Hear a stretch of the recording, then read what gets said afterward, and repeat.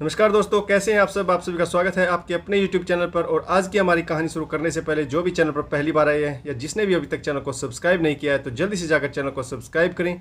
दोस्तों, अगर आपके पास भी है कोई ऐसी कहानी जो आप हमें भेजना चाहते हैं तो हमारे व्हाट्सएप नंबर पर भेज सकते हैं। तो आपकी कहानी आपके नाम के द्वारा हम अपने चैनल पर ज़रूर प्रसारित करेंगे। तो चलिए शुरू करते हैं आज की एक और नई कहानी। पत्नी के अंतिम संस्कार व 13वीं के बाद रिटायर्ड पोस्टमैन गांव छोड़कर मुंबई में अपने पुत्र सुनील के बड़े से मकान में आए हुए हैं। सुनील बहुत मनुहार के बाद यहां ला पाया। यद्यपि वह पहले भी कई बार प्रयास कर चुका था, किंतु अम्मा ही बाबूजी को यह कहकर रोक देती थी कि कहाँ वहाँ बेटे बहू की ज़िंदगी में दखल देने चलेंगे। यही ठीक है, सारी ज़िंदगी यहीं गुजारी और जो थोड़ी बची है उसे भी यहीं पर रहकर काट लेंगे। ठीक है ना। बस बाबूजी की इच्छा मर जाती, पर इस बार कोई साक्षात अवरोध नहीं था और पत्नी की स्मृतियों में बेटे के स्नेह से अधिक ताकत नहीं थी। इसीलिए मनोहर मुंबई आ गए। सुनील एक बड़ी कंस्ट्रक्शन कंपनी में इंजीनियर है। उसने आलीशान घर व गाड़ी ले रखी। घर में घुसते ही मनोहर जी ठिठक कर रुक गए। गुदगुदे मैट पर पैर रखे ही नहीं जा रहे थे उनके। दरवाजे पर उन्हें रुका देखकर सुनील बोला, आइए बाबूजी, अंदर आइए। वे बोले, बेटा मेरे गंदे पैरों से यह कालीन गंदा तो नहीं हो जाएगा। सुनील अपने बाबूजी की मासूमियत पर मुस्कुराते हुए बोले, बाबूजी आप उसकी चिंता ना करें, आइए यहाँ सोफे पर बैठ जाइए। सहमे हुए कदमों से चलते हुए मनोहर जैसे ही सोफे पर बैठे तो उनकी चीख निकल गई। अरे मर गया रे। उनके बैठते ही नरम और गुदगुदे सोफे की गद्दी अंदर तक धंस गई थी। इससे मनोहर जी चिहुक कर चीख पड़े थे। चाय पीने के बाद सुनील ने मनोहर से कहा, बाबूजी आइए आपको घर दिखा दूं अपना। मनोहर जी उठकर बेटे के पीछे पीछे चल दिए। जरूर बेटा चलो।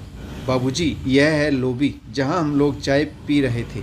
यहाँ पर कोई भी अतिथि आता है तो चाय नाश्ता और गपशप होती।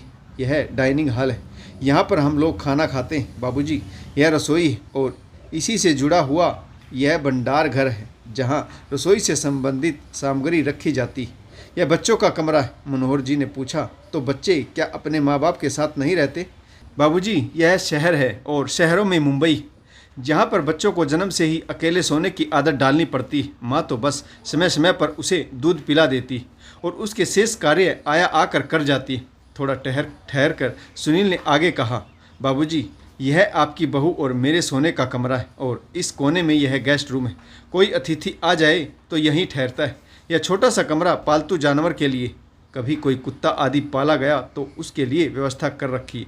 सीढ़ियाँ चढ़कर ऊपर पहुँचे सुनील ने लंबी चौड़ी छत के एक कोने में बने एक टीन की छत वाले कमरे को खोलकर दिखाते हुए कहा, बाबूजी यह है घर का कबाड़ खाना। घर की सब टूटी फूटी और बेकार वस्तुएं यहीं पर एकत्रित कर दी जाती और दिवाली होली पर इसकी सफाई कर दी जाती। ऊपर ही एक बाथरूम और टॉयलेट भी बना हुआ है। मनोहर ने देखा कि इसी कबाड़ खाने के अंदर एक फोल्डिंग चारपाई पर बिस्तर लगा हुआ है और उसी पर उनका झोला रखा हुआ था। मनोहर ने पलटकर सुनील की तरफ देखा, किंतु वह उन्हें वहां अकेले छोड़ सरपट नीचे जा चुका था। मनोहर जी समझ गए कि जीवन भर का अनुभव है, बाल यूं ही सफ़ेद नहीं हुए धूप में। बेटा अपने मुंह से कह न सका कि बाबूजी अब यह कबाड़ खाना ही आपका कमरा है, इसीलिए पहले ही सरपट दौड़कर नीचे चला गया।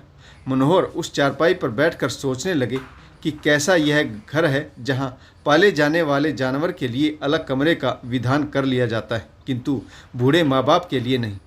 इनके लिए तो कबाड़ का कमरा ही उचित आवास मान लिया गया है। नहीं, अभी मैं कबाड़ नहीं हुआ हूँ। सुनील की माँ की सोच बिल्कुल सही थी, मुझे यहाँ नहीं आना चाहिए था।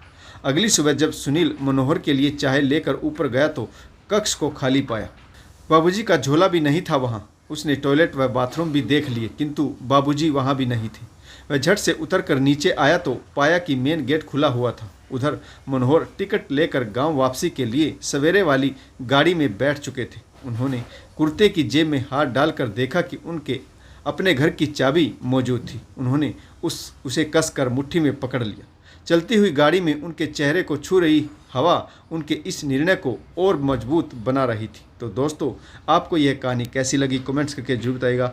आशा करता हूँ कहानी जरूर पसंद आई होगी।